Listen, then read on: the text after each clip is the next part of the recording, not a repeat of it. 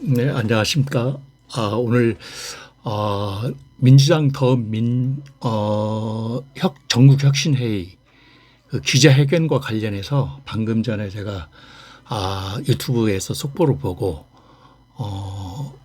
잠깐 저의 생각을, 급하게, 말씀드리려고 지금 방송을 좀 켰습니다. 유튜브 녹화를 지금 하고 있는데요. 밖에 날씨는 무척 지금 어두컴컴하고 안개 끼는 날씨와 같이 침침하면서 비가 축축이 내리고 있습니다.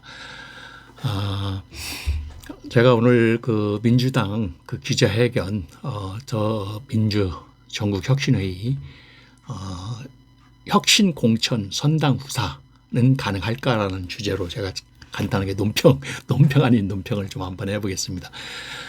광진구 지역의 최근 고민정 단수공천과 임 비서실장, 노 비서실장 등 여러 논란이 지금 나왔었죠. 그리고 이제 3일째 금식을 이어가고 있는 김상진 후보가 아마 오늘경에 재심에 대한 결과가 나온다고 제가 들었는데 아직 제가 확인한 바는 없습니다. 그래서 지금 상당히 그 후보 공천에 대해서 첨예하게 논란이 지금 되고 있는 상황입니다. 그 공천은 사실 어떤 생리적으로 국회의원들의 생리적으로 국회의원들의 어떤 본능적인 권력과 같은 그런 생리적인 현상입니다. 자기의 어떤 국회의원으로서의 그 자리를 뺏기게 된다든가 잃게 된다든가 그러면 국회의원으로서의 생명이 정치 생명이 끝나기 때문에 아마 공천은 피 터지고 싸울 것입니다. 그 자기의 어떤 그 공적인 개념보다 사적인 이익에 의해서 상당히 좌지우지 되지 않을까. 그런 공천에 대한 어떤 성격이 그렇게 특정이 되기 때문에 아마 이번 민주당 그 예비 후보 공천도 첨예한 그 권력 투쟁에 또 이익에 대한 싸움으로 이렇게 발생이 될 것으로 저는 미리 짐작 예측이 됩니다. 국민 눈높이에 맞추어서 공천이 가능할까? 내가 의구심을 갖습니다. 여러 명이 나와서 우 후보도 그렇고 기타 등등 다른 분들이 지금 나와가지고 국민 눈높이에 대한 그 후보 공천을 거듭 얘기했습니다. 이재명 대표도 국민 눈높이에 맞는 공천을 하겠다. 그렇게 약속을 했기 때문에 과연 국민 눈높이에 맞추어진 공천이 가능할까라는 저는 이번 공천이 그렇게 넉넉지는 않을 것이다. 만만치 않을 것이다. 저는 판단하고 있습니다. 정치적인 국회의원의 본능이 아까 제가 앞에서 말씀드린 대로 이 권력이라고 하는 생리 이 의원 자리가 그런 부분에서 선당 후사 그게 그리 쉽게 되지 않을 것이다. 지금의 정치는 벌써 선당 후사를 했다라고 하면 정치 개혁이 아마 되었을 것입니다. 선당 후사라는 부분은 그렇게 옛날 김영삼 김대중 정부 때는 선당 후사라는 말을 김대중이나 김영삼 그런 대표 시절에 그런 민주화의 진정한 민주화를 원하는 사람들이 선당 후사란 말로 백유전공을 하겠다는 말과 같이 사용을 했던 기억이 납니다. 근데 요즘 선당 후사란 말이 그건 자기의 어떤 이익 계산에 의해서 선당 후사를 하지 않느냐 그런 생각을 저는 해보게 되는 것이고요. 그래서 국민 눈높이와 선당 후사란 말을 오늘 그 키워드를 가지고 기자회견을 했는데 상당히 어렵다라는 생각을 좀 가져보게 됐고요. 그 다음에 오늘 발표한 내용이 그 키워드가 국민 눈높이 여러 번 거듭을 하고 또 제가 눈에 띄는 것은 명문정당이라는 말의 또 표현의 그 꼭지에 그 단어의 핵심 키워드가 거기에 있다. 이 말은 이미 친문에 대한 세력이 이 명문정당 그 이재명과 문재인의 정당이란 말에 함의되어 있지 않느냐. 그렇다라고 하면 어차피 공천 싸움에서 공천에서 전제하고 있는 것이 아닌가. 그러면 차라리 몇 대 몇의 비율로 친문 정당과 이재명 정당에 따른 그 융합, 그 배려, 그런 부분들이 나왔으면 문제가 덜 생겼을 텐데, 이번 그 고민정 단수 공천 대표적인 케이스가 그렇죠. 그런 부분에서 어떻게 보면 새로운 신진과 과거의 그런 세력, 마치 고려 말에 그 조선 이성계의 어떤 신진 세력과의 사대부의 세력과의 싸움으로 비춰지는 모습이 뭐 역사적으로 좀 그 비교가 될 수 있는, 저는 그렇게 생각을 해봅니다. 그리고 이번 공천 후보는 민주당으로서 가장 중요한 핵심이다. 아주 중요한 열계이기 때문에 저렇게 피터지게 아마 민주당에서 지금 싸우고 있지 않느냐. 아마 20% 하위 20% 발표도 상당한 그 파장을 불러일으킬 것이다라고 저는 봅니다. 다시 말하면 향후 이재명 대표의 그 재선 당대표의 그 8월달 다시 나올지는 모르겠는데, 어떤 당내의 새로운 이너서클에 대한 그 헤게모니적인 전쟁이다라고, 권력의 투쟁, 권력 싸움이다라고 저는 보고 있습니다. 그래야만이 다음 차기의 대통령 선거까지도 연결되는 이번 후보 공천이 첫 단추다라고 하는 생각을 저는 가집니다. 이 첫 단추가 잘못 끼워지면은 뭐 앞으로 민주당 내외 또 다른 세력과의 싸움이 앞에 불을 붙는 뻔한 것이고요. 또 그 대통령 대선까지도 험난한 그런 과정을 겪기 때문에 이번에 공천이 매우 중요하다.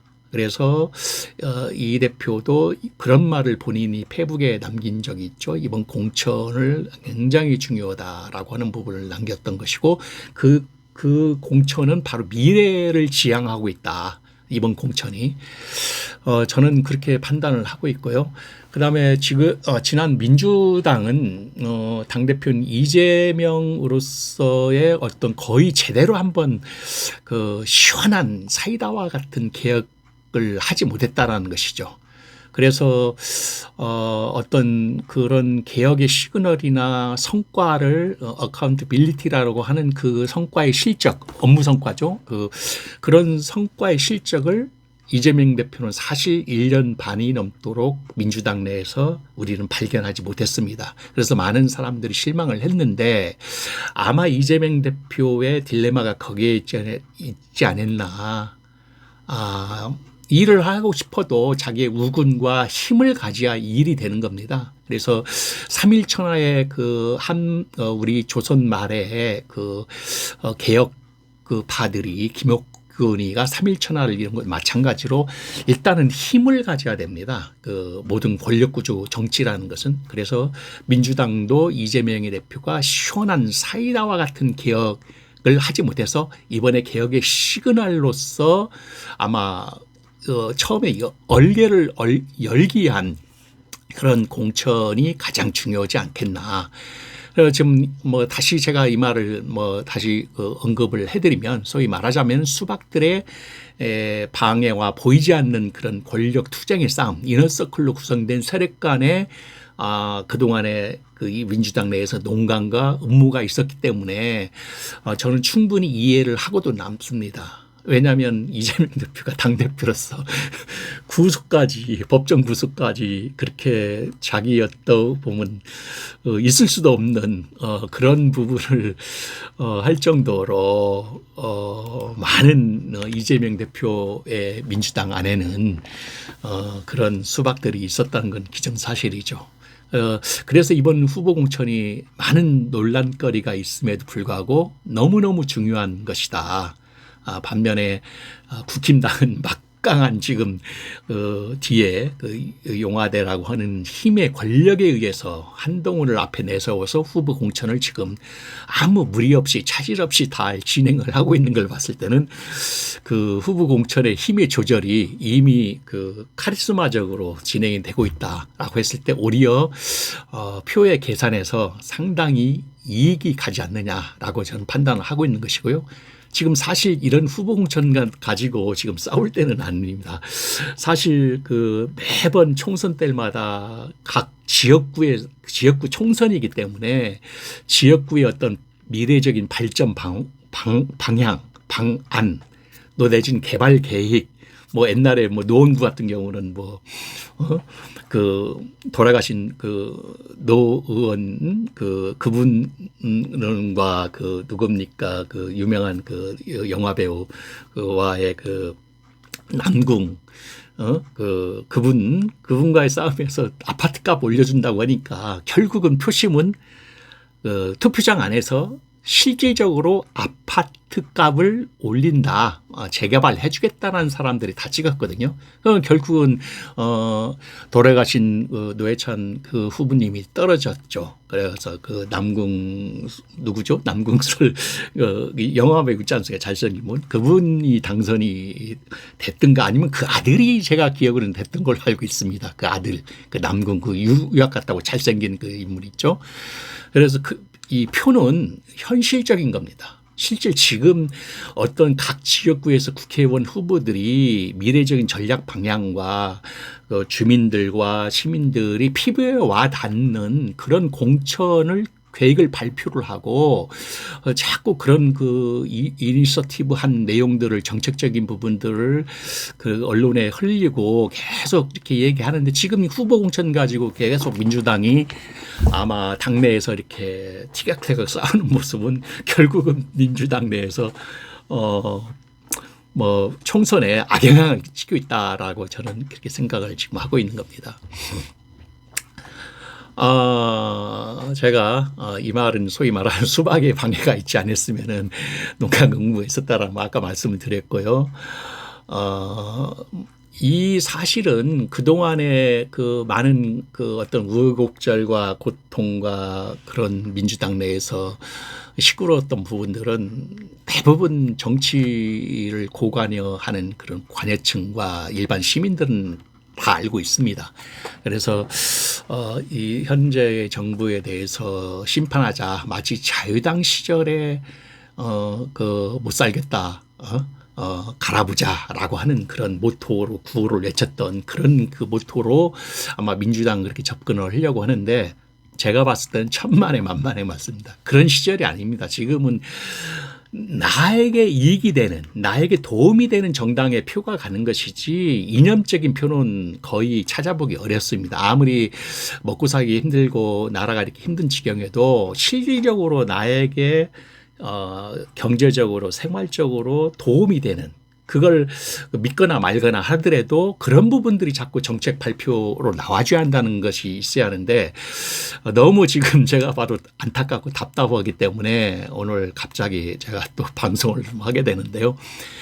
이런 후보 공천이 많은 논란거리가 지금 있을 거예요. 오늘도 뭐 민주당 내에서 반면에 국힘당은 막강한 힘에 가지고 한동훈을 내세워서 힘의 조절을 가지면서 서로 그 전략 공천을 지금 하고 있고요. 그런 면에서는 국힘이 훨씬 더 민주당부터 지금 잘하고 있다. 저는 그렇게 객관적으로 평가를 지금 하고 싶습니다.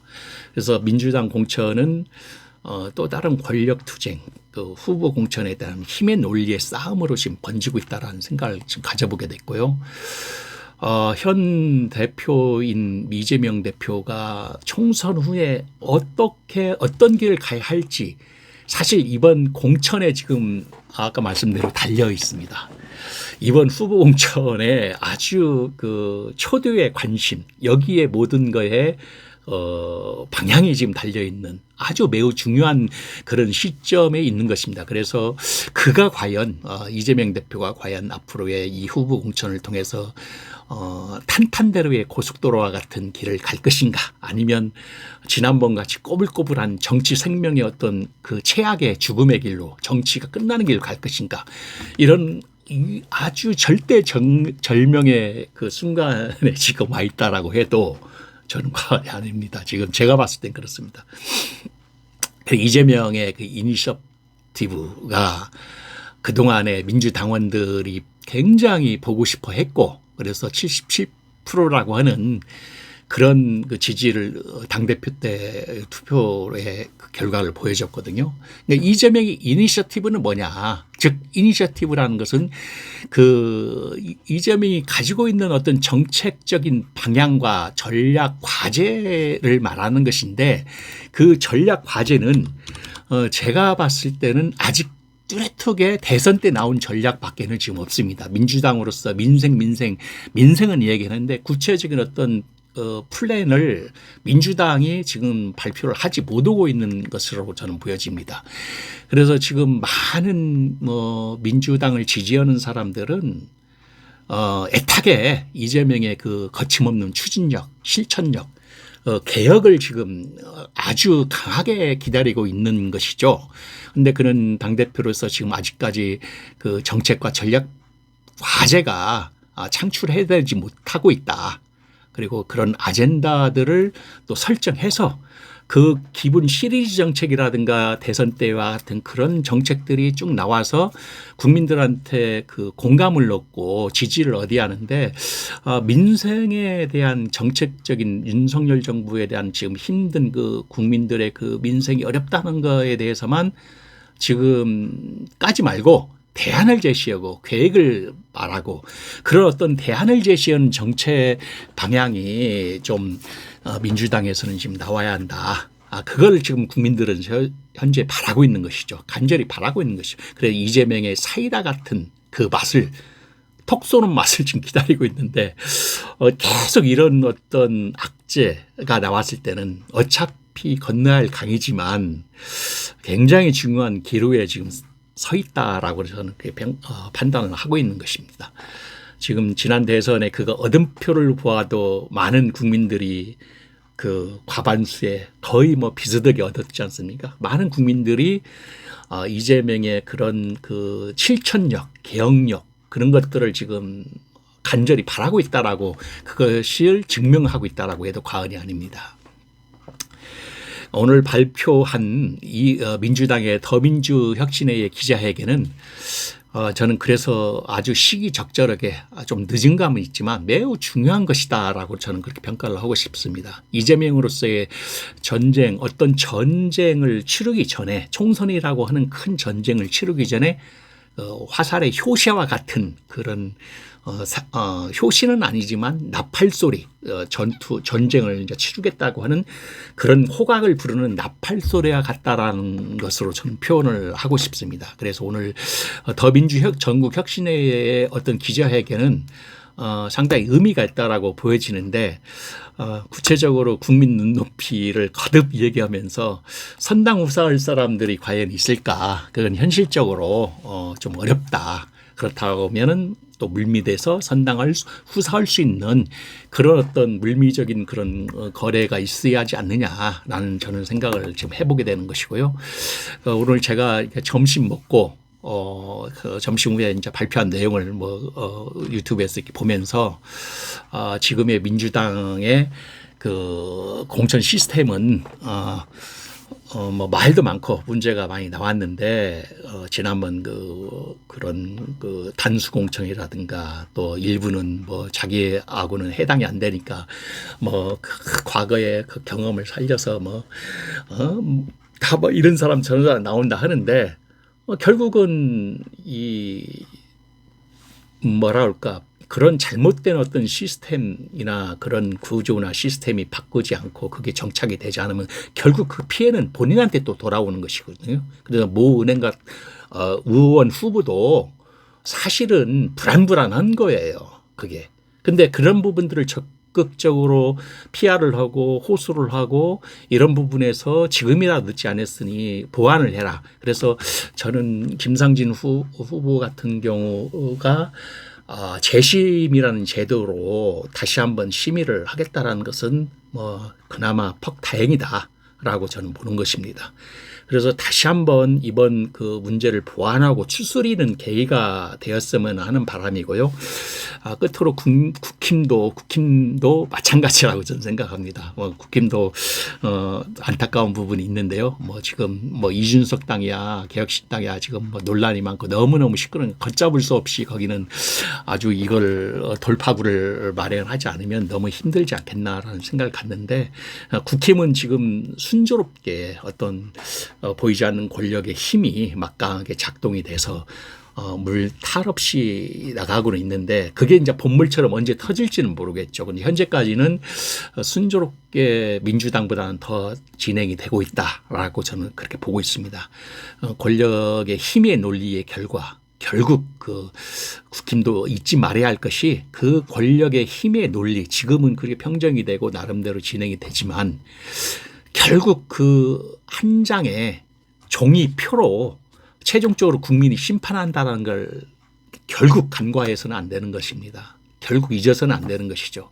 그래서 결국 그 표의 한 장은 국민들한테 판단을 한다. 심판을 받는다. 그렇기 때문에 정말 양쪽 당이 후보 공천에 국민들에게 말로만이 아니라 정말 실현 가능한 그런 공약과 당으로서의 비전을 제시하고 그런 떳떳한 심판을 받는 게 지금 가장 중요하다. 그래서 제가 아까 잠깐 서두에도 말씀을 드린 대로 지금은 이렇게 후보 공천 때문에 시끄러울 때가 아니라 나름대로 잘 조절하고 정리해서 새로운 비전을 제시하고 어떤 각 소지역 그 선거구 각 지역에 거기에 맞는 부분들을 정책적으로 이니셔티브를 마련해서 정책에 대한 아젠다를 던지는 새로운 아젠다를 국민들한테 심판을 받는 그런 그 선거 구조 전략을 짜야지 않느냐 저는 그렇게 생각을 합니다. 그래서 국힘에게도 응원의 박수를 보내고 국힘에게도 오히려 더 국힘 후보들에게 또 주는 경고로 보고 타산지석으로 삼아서 양쪽 당의 좋은 인물들이 후보로 나와서 대한민국 국민들을 위해서 이렇게 열심히 국회에서 일해주는 모습으로 나갔으면 좋겠습니다. 오늘 급하게 한 20분 정도 이렇게 날씨가 아주 지금 굉장히 비가 오고 축축한 날씨 제가 골방에서 이렇게 제 방에서 이렇게 갑자기 녹화를 지금 해서 올리게 됐습니다. 여러분들도 저의 그 얘기에 공감하는 부분도 있고 공감치 않은 부분도 있을 것인데 제 어떤 하나의 의견이고 사견이기 때문에 정치적인 부분에 대해서 다름에 대한 부분을 서로 이해하고 내 생각은 다르다 댓글 남겨주시고 또 좋아요 구독도 잊지 마시고 그렇게 해서 부탁 좀 드리겠습니다. 일단 좋은 또 하루 보내시고 오늘 늦은 저녁이나 내일 또 뵙겠습니다. 다른 주제를 가지고 뵙겠습니다. 감사합니다.